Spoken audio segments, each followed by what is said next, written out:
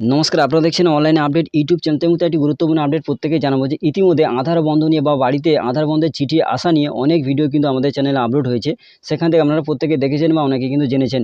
যেখানে কিন্তু বলা হয়েছিল যে পশ্চিমবঙ্গ রাজ্য সরকার থেকে যাদের আধার কার্ড বন্ধ হবে তাদের তরফ থেকে কিন্তু একটি পোর্টাল লঞ্চ হবে বা হোয়াটসঅ্যাপ নাম্বার দেওয়া হবে। তো ইতিমধ্যে হোয়াটসঅ্যাপ নাম্বার আপনাদের জানিয়েছি বা দেখেছেন, অবশ্যই আপনারা কিন্তু প্রত্যেকে দেখেছেন। তো নতুনভাবে কিন্তু যে পোর্টাল লঞ্চ হয়েছে সেখানে যাদের আধার কার্ড বন্ধ হবে তাদের কিন্তু এই পোর্টালে গিয়ে নাম নথিভুক্ত করতে হবে। এর কারণ কিন্তু পশ্চিমবঙ্গ রাজ্য সরকার থেকে একটি নতুন কার্ড দেওয়া হবে, যেখানে কিন্তু আমরা সমস্ত জায়গায় বা প্রত্যেকটা প্রকল্পে আবেদন করতে পারবেন। তো বর্তমানে ইতিমধ্যে যে নতুন পোর্টাল লঞ্চ হয়েছে সেখানে কিন্তু ইতিমধ্যে নাম নথিভুক্ত শুরু হয়ে গেছে, অর্থাৎ নাম কিন্তু রেজিস্ট্রেশন প্রক্রিয়া কিন্তু শুরু হয়েছে। তো বর্তমানে এই ভিডিওতে দেখাবো যে আপনারা কিভাবে সেই নতুন পোর্টাল থেকে, যে নতুন পোর্টাল চালু হয়েছে সেই পোর্টাল থেকে নিজেদের নাম রেজিস্ট্রেশন করবেন, কিভাবে করবেন এবং চিঠি যে এসছে সেই বন্ধের চিঠি কিভাবে আপলোড করবেন, সমস্ত তথ্য কিন্তু আমাদের এই ভিডিওতে জানাবো বা দেখাবো। অবশ্যই ভিডিওটি শেষ পর্যন্ত দেখবেন। চ্যানেল নতুন হলে এরকম আপডেট আরও পাওয়ার জন্য অবশ্যই চ্যানেলটিকে সাবস্ক্রাইব করে রাখবেন এবং পাশ থেকে বেল আইকনে ক্লিক করে অল নোটিফিকেশন ক্লিক করতে ভুলবেন না। তো চলুন দেখে নেওয়া যাক। আমি কিন্তু আপনাদের একেবারে সহজ পদ্ধতি দেখিয়ে দেবো কীভাবে আপনারা রেজিস্ট্রেশন করবেন। তো এর জন্য কিছুই নয়, আপনার মোবাইল বা কম্পিউটারে গুগল ক্রোম ব্রাউজারটিকে ওপেন করে নেবেন। নেওয়ার পর সিম্পলি সার্চ বারে সার্চ করবেন রাজ্যের আধার সমস্যা .in, এটি লিখে প্রথমে গুগলে গিয়ে সার্চ করবেন। সার্চ করলে এই ওয়েবসাইটের লিঙ্ক আমরা প্রথমে দেখতে পাবেন, সেই লিঙ্কে ক্লিক করে ডাইরেক্ট এই পোর্টালে চলে আসবেন। আমি কিন্তু আমাদের আরেকবার বলবো, রাজ্যের আধার সমস্যা .in, এটি লিখে গুগলে গিয়ে সার্চ করবেন। এছাড়াও আমি কিন্তু আপনাদের সুবিধার্থে এই ওয়েবসাইটের লিঙ্ক আমি ভিডিওর ডেসক্রিপশনে দেবো, সেখান থেকে ডাইরেক্ট টাচ করে আপনারা এই পোর্টালে আসতে পারবেন। তো এই পোর্টালে আসার পরে এইভাবে কিন্তু পোর্টালটি খুলবে।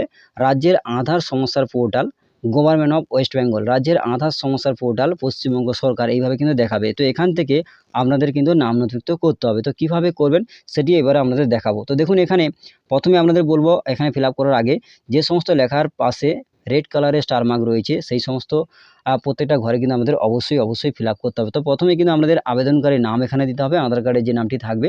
তারপরে এখানে কিন্তু আবেদনকারীর জেলা এখানে দিতে হবে। আপনি যে জেলা থেকে আবেদন করতে চাইছেন বা আবেদন করবেন সেই জেলার নাম কিন্তু এখানে দিতে হবে যাদের আধার কার্ড বন্ধ হবে, এবং তারপরে ব্লক বা পৌরসভার নাম কিন্তু এখানে দিতে হবে। এই অপশনে ক্লিক করলে আপনি কিন্তু অনেক ব্লক বা পৌরসভার নাম আপনি পেয়ে যাবেন।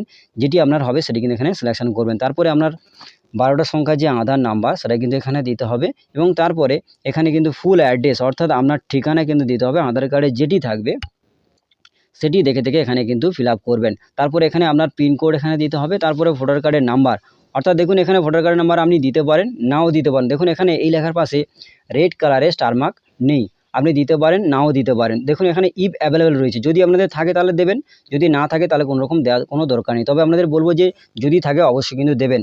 তবু আপনাদের বলবো, দেখুন এখানে রেড কালারের স্টার মার্ক নেই, আপনি দিতে পারেন, নাও দিতে পারেন। তারপর এখানে কিন্তু আপনার বিধানসভা কেন্দ্রের নাম্বার কিন্তু এখানে, অর্থাৎ অ্যাসেম্বলির যে নাম্বার হয় সেই নাম্বার কিন্তু অবশ্যই এখানে দেবেন। দেখুন এখানে স্টার মার্ক নেই, আপনি দিতে পারেন, নাও দিতে পারেন। তারপর এখানে বুথ নম্বর বা পার্ট নম্বর এখানে দিতে হবে, অর্থাৎ আপনার কিন্তু ভোটার লিস্টে আপনি পেয়ে যাবেন আপনার বুথ নম্বর বা পার্ট নম্বর, অবশ্যই কিন্তু আপনার ভোটার লিস্টে পেয়ে যাবেন, সেটা দেখে এখানে দিতে পারেন। বা আপনি ভোট দেওয়ার আগে একটি স্লিপ আসে, সেই স্লিপে আপনি কিন্তু পার্ট নম্বর পেয়ে যাবেন, আপনি এখানে দিতে পারেন, নাও দিতে পারেন, কারণ স্টার মার্ক এখানে নেই।